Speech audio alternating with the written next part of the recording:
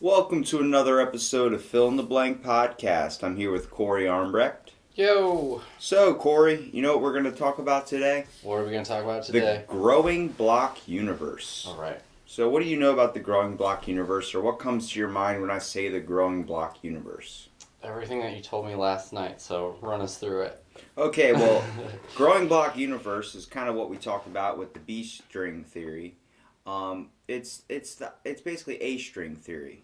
So, according to the growing block universe theory of time, or it's also known as the growing block view, the past and present exist and the future does not exist. The present is an objective property to be compared with a moving spotlight. By the passage of time, more of the world comes into being. Therefore, the block universe is said to be growing. The growth of the block is supposed to happen in the present, a very thin slice of space-time, where more of space-time is continually coming into being. The growing block view is an alternative to both eternalism, according to which past, present, and future all exist, and presentism, according to which only the present exists. It is held to be closer to common sense intuitions than the alternatives. C.D. Broad was a proponent of this theory in 1923. Some modern defenders are Michael Tooley in 1997 and Peter Forrest in 2004. So the whole idea between the spotlight view theory, I don't know if you understand fully what that is. So far. But basically, when you have a spotlight, the light shines literally on you. It's put on your person, so you're the only thing, everything around you is not illuminated. You are illuminated, so you're present in that moment. So it's talking about things that were lit up before the spotlight is considered past. So things that happened in history. You mean the spotlight had already hit you and Yes. moved on? So if I'm moving if I point a spotlight at a bunch of houses, okay. I start going from left to right. As I'm going to the right, things to the left that were illuminated at one point are past. So that's a real thing that happened, which means that past it has happened. But So doesn't it mean that the houses further to the right don't exist yet? that's what the idea behind it is, that the houses to the right that have not been illuminated yet are what we would call the future ones. Like obviously if it's moving in a line, those are going to be illuminated next. They're future, so it doesn't exist. But the idea that the past has already happened, that exists, and then the one that's lit up at the house that's lit up is now present. So that idea that does exist because that house is illuminated right now. So what do you think? I definitely do you feel like you like that idea better than the B theory? Well, you know, I like the B theory because it kind of puts in alternate realities and like possible worlds, kind of. But the fact that this is what we've kind of been taught, and this is kind of what we're influenced by society when it consists of a kind of a part of A theory, where the future doesn't exist and we still have the ability to change it. You know what I mean? Yeah, potentiality. But like with most time travel movies, like we were talking about, you know, like anything that involves with time travel, going back into the past, it leads to the butterfly effect, where if we affect an event, it's going to affect our future. But that's only because the present day where we're from, we went back in time. So that's affecting the future. We don't know what that future outcome will be if we affect something in the past. So the idea with the growing block universe seems like to be the common thing that people want to believe in. Just because it's wanting to, I can resonate with, in the sense that like it's just what we've been taught to believe, and you don't want to feel like like someone's controlling your life in front of you. If I told you that like everything you're about to do is already predetermined, there's no way you can possibly change it. It's already happening on a whole nother universe somewhere. You're gonna be like, I don't believe you, and then you'll probably jump out the window. Next thing you know, I got to call an ambulance to get Corey off my street. Right.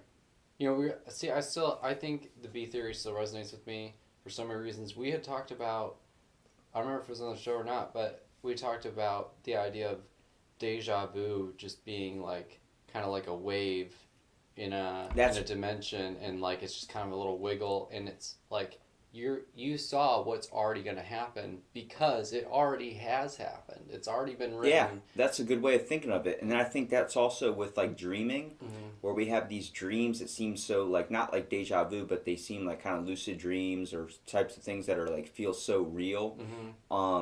Just that whole aspect. Are we just, when we call rapid eye movement, is that just us slipping into another dimension? Like, is that our brain looking through all these portals and doorways and finding the best one that would suit us? And it's just and us instead of, We're not imagining something new. We're just drifting somewhere else. yeah, we're like our essence or our mind is just going to a whole nother universe, and that's what we're experiencing. Wouldn't that be a weird scenario if you fall asleep and then next thing you know, like you're not in the same universe when you wake up, like you're just not there, like you cannot get Like back every to your time. own. Yeah, what if that was your existence? Like, let's say We're in a world of water. you still have your age, and like, you have to be, you're only going to live to be like 80 or something like that, right?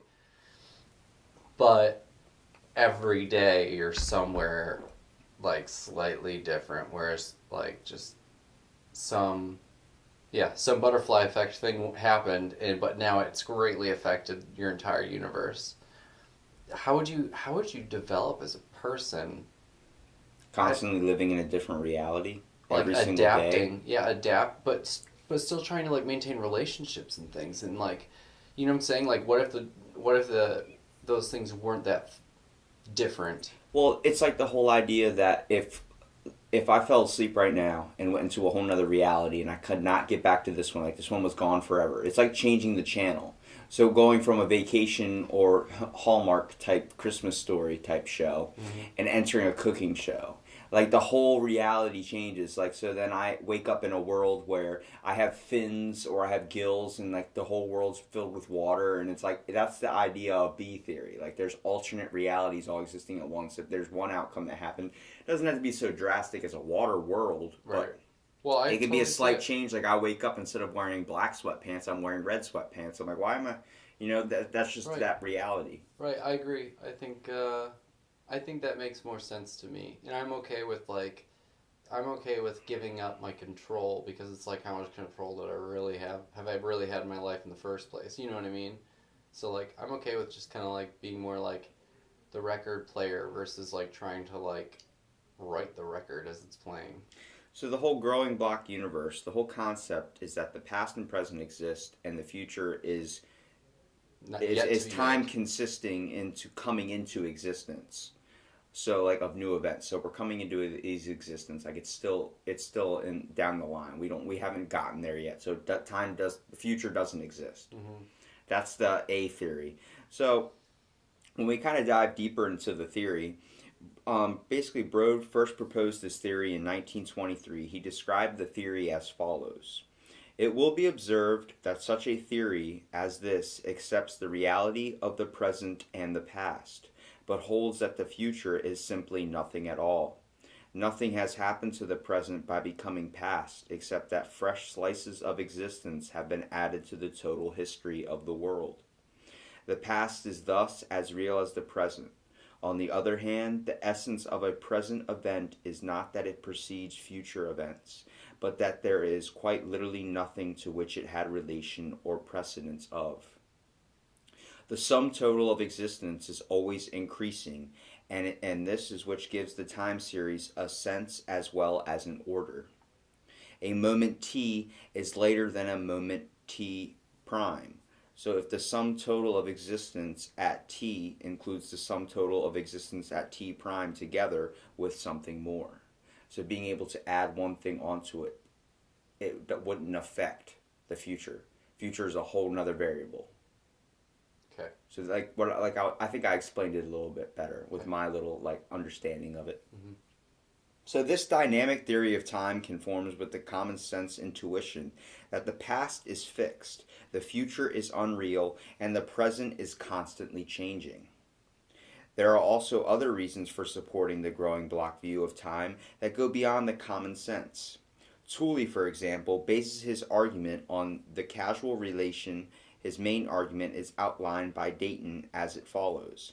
Number one, events in our world are causally related. Causally? Causally related. You got me on that too when we were talking about it downstairs before the podcast. Because I see like I could understand it two different ways. It could be like, all right, they're sort of related casually, but you're saying it's like the cause of. Yeah.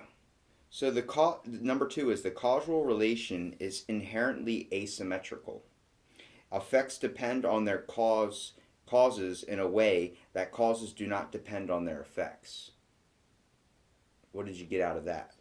Just the last part. I mean, to be honest, this is a little mind-boggling. Yeah, it's a little heavy. Like, I'm trying to process it, as fast as you're dishing it out. I feel like the cause and effect, like, cause shouldn't have any.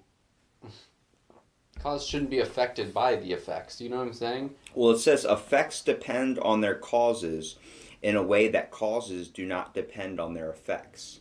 Okay, well, so, that I can agree with. Yeah, so cause and effect. Something has to happen for something to occur, or that outcome to occur. But not obviously. The reverse. Yeah, but not the reverse. So this asymmetry is only possible if a cause's effects are not real as the time of their cause. Say that again? So the asymmetry is only possible if a cause's effects are not real as of the time of their cause. Okay. So that effect wouldn't be chalked up to that caused it if it has no relation in it whatsoever. So the fact that our future isn't affected by our present, it wouldn't make sense. You know what I mean? Because what we do in the present obviously is going to affect our future. So that's a cause and effect. Yeah. They're saying the asymmetry, so like the opposite of that would be. Okay, got it. That the future. If it was symmetrical and it went backwards too, it wouldn't make sense. Yeah. Well, I think with being symmetrical, they're talking about being in related to. Oh, I thought they were saying asymmetrical as in it's going one way, it doesn't go both ways. Yeah, that's how they're talking about it. Yeah, you got it right.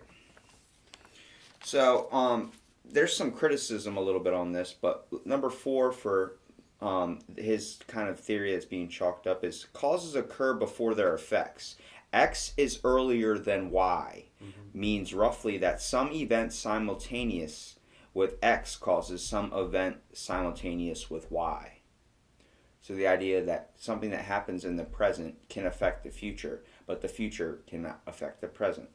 And then our universe must therefore be a growing block. Why should it must? I don't understand the must part. Because the idea that future, present, and past are all existing, that's not the growing block theory. The growing block theory is that the past and the present are the only two things that are relative because the present affects the future, but the future has no way of affecting the past or the present. Yeah. I believe that. That is true. I mean, that's a fact, I think. It's hard to kind of see past that. But if we achieve time travel, we'd break that law, right? We'd be able to say, hey, the future can affect the past. How would it affect if we can only go forward and the future is not going to affect the events in the past? So time travel is impossible in the growing block theory? No, because the past does exist. It's just the future doesn't exist. Think of your time machine as only being able to go back into the past. Okay. Because that's the only thing that would be relevant to affect. You can't... the past, if we go back and change the past, it's going to affect the present and it's going to affect the future. Obviously, because the present hasn't happened yet. So the present would be the past.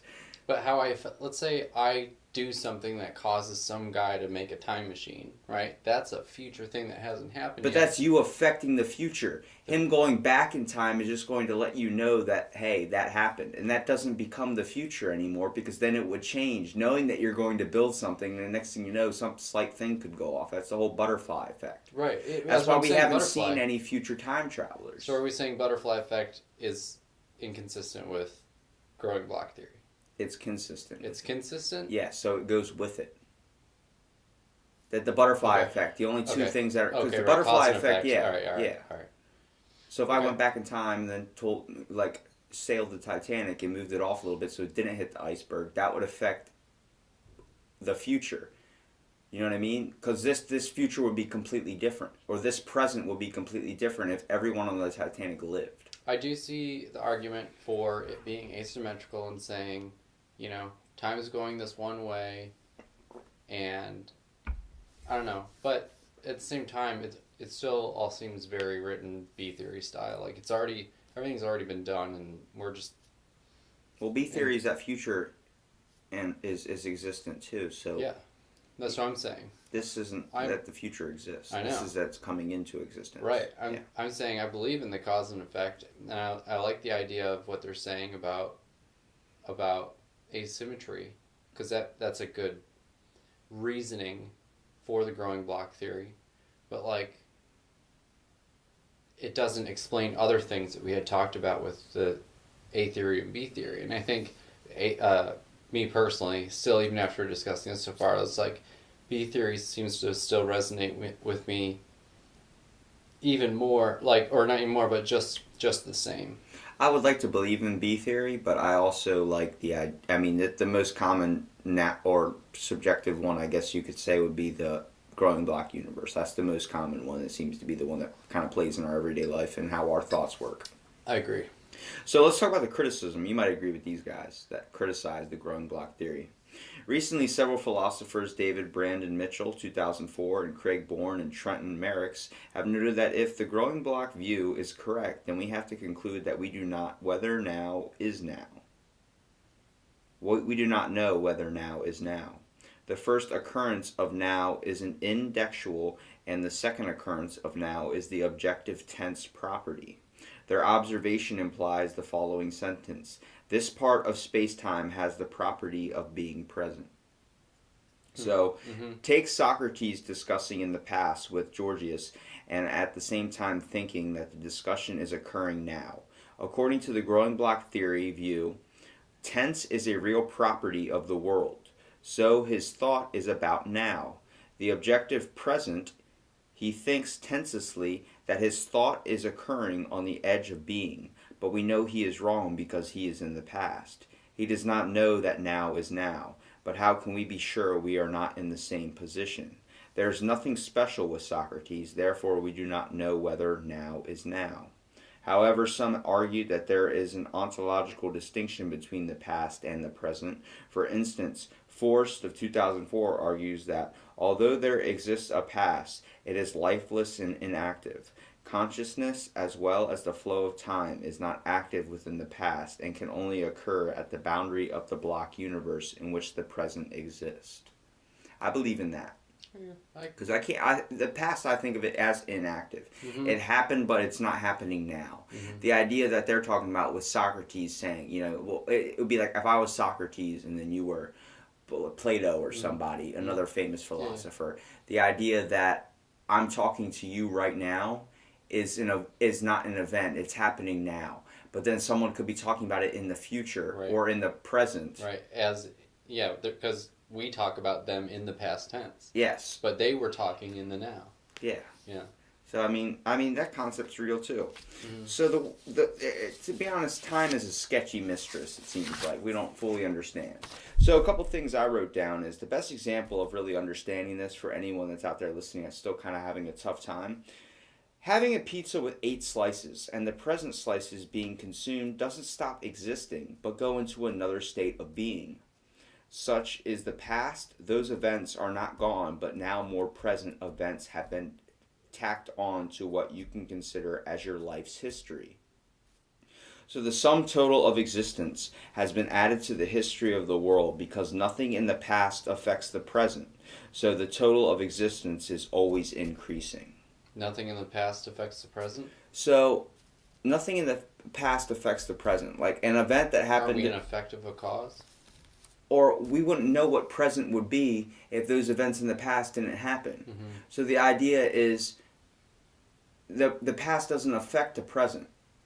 The idea that is, like, where we're at right now. Okay, all right. Currently, where we're at right now. Got it. If someone put 8 slices of pizza in front of you, you ate 2 of them. Those slices didn't just not exist. They just got. There was an event that was added to your life. That's how they think of it. That's now an event that something happened. If I bring out more pizza for you, that's just an event that's coming into existence. That's not something that left existence. That one's kind of sketchy to follow because the way we talk about past and present tense when we talk, and future tense. I'm going to do this in about 10 minutes. That's like, that's debating things onto the future. But it still changes because, like, let's say somebody set a bomb 10 minutes ago to go off right now. Exactly. If it went off right now, that's not an effect of that cause. Like, it's going off now. It's not going off back That's then. what they talk about. The future is ever changing, and you can't affect it because you don't know what the outcome is truly going to be. You can have a decision on what you're going to do, but it might not plan out that way. That's why, when a plan does work out, you're like, that's why I love it when a plan comes together. But honestly, when do you actually make a plan and then it actually kind of goes exactly how you said it was going to go? There's always some random minor flaw or some event or something you forgot, like if you're taking a trip. Yeah, it's rare for something to go perfectly. Exactly. And I mean, that's like... It's like lucky when it happens. You're like, oh man, everything worked out. Yeah. So it's really like, it gives your really mind time to think. And if anybody that really tries to understand the growing block universe, look it up. Time is an existential thing. We don't fully understand anything about it, but the fact that it's something that we don't understand just fascinates me even more, because it leaves it open into interpretation of what you really want to take from it. Do you think it's just going to keep, based upon what we learned, I don't know if it said anything, but like, is it supposedly just supposed to keep growing infinitely? Or are they also leaving it open to the universe might collapse and then that ends it or something? The things that happen now and the things that happened before exist. Right, but it's always adding the sum total. But the future is always increasing. So it's always changing. We don't know that outcome, and so it doesn't exist. It's coming into existence. But what I'm saying is does that leave room for the universe to disappear and collapse? Because what it sounds like is it's never going to, even though they said whatever it was, endurism or enduritism, whatever it was. Enduritism. Yeah. The ability to endure, and then perduritism, which is the ability to perdure. Okay. So it just seems like growing block universe is like, it's always going to keep growing and expanding and getting more full and saturated. It's never going to be smaller, because you're always adding. There's never a subtraction. And I'm just wondering if there's like a kind of like a loophole, or at least an open door possibility for, the universe to disappear and collapse. Or if they're saying that will never happen, it's just a constantly growing bigger They're not saying it's never going to happen, but if it happens in the future, we won't know, and we can't change that, because if that's what's determined to happen, the future doesn't exist. It's just, you can't think of the future as the future. You have to... But we could affect that. The only thing that we know that exists is what's happening now and what's happened in the past. So the future, whatever we do is not changing into it. That's it's coming into existence. So that's just what had to happen. But we can make a cause now that will have an effect later on the universe. That's how we think of it, too. That's how we keep adding more blocks to the block. It seems like we all take a piece of the growing block universe, and we all take a piece of A theory. Seems to be the most common influence onto society today, just how we like to talk. Mm-hmm. And we're kind of raised to speak. Like, you don't say, store is now. You say, no, I'm going to the store now. Mm-hmm. It's how you phrase your things. We're always going to talk with past, present, and future tense, because that's just how we were taught to learn. Our society. We don't know if there's there are those Indian other tribes. Realities. Yeah. No. There's those Indian tribes that they don't have tense. They don't talk about like past and future in the ways that we do. That really like think about it. We really should touch. I'll try to find that. There's some 10-minute National Geographic type thing where they go to that and just talk about it a little bit, because it really would be strange to go about your everyday life without tense. I mean, I'm like trying to figure out my 10-year plan in my life, so I'm fully relying on let's go with the A theory, because I believe I have to set my sights on my goals, and I have to work towards them. What's 10 years from now Corey going to be into? That's your idea of thinking. Like, what are you going to be doing 10 years from now? And what can I do now to get there? Versus the B theory, where it's kind of like a little nihilist, and we're kind of saying, well, I'm going to get there or I'm not, Yeah. It's already written one way or the other. This is kind of how I think when I'm like, I want to have to poop or something. I'm like, that's 30 minutes from now Robbie's problem, not this Robbie's problem. But your butthole's like, hey, dude, I'm going to go eventually, so just chill out. Yeah, and the next thing you know, anyway. It just comes out and you're sitting in your bed like, shit. But to end it on a good note with pooping, listen to this fill-in-the-blank episode, and if it inspires you to look up more theories of time and space travel, let us know about your thoughts in the comment section below. We should touch on A theory and B theory in the context of pooping. Because if you think about it, That's it's a something whole that's separate podcast. I know. It's always being produced, and it's always being, like, what? Evacuated? What's the word I'm looking for? That's a perfect way of saying it's always being evacuated. Sometimes you gotta flush it down the drain. So, has it always existed, according to B theory? And what has existed? All of your shits? Or, like, some of... Or, like, just as one? I like or to is think it like... my most powerful poops are happening right now to another Robbie out there. I'm like, you're experiencing a painful situation, the one where you have to take your shirt off and grab the towel in front of you and clench to God that you get through sweat it. This one out. But afterwards, you feel like 30 pounds lighter, and you're like, I would do that again. I would go through that pain to experience that. And I believe that's what a lot of people do when they experience an event. Like, they're willing to go through the pain to get there. It might be hard at the time, but then once you proceed through it, you're glad you did it. Better on the other side. Always better on the other side, especially after you wipe or shower, depending on the flow. Let's go shower. Just drink a bottle of Pepto. We'll get through it. We should cut this 5 minutes earlier. Okay. Thanks for being on for the podcast, Corey. Thank you. Thank you for constantly hitting that spoon on that coffee cup. No problem. But anybody out there that's listening to the podcast, like I said, look it up and enjoy.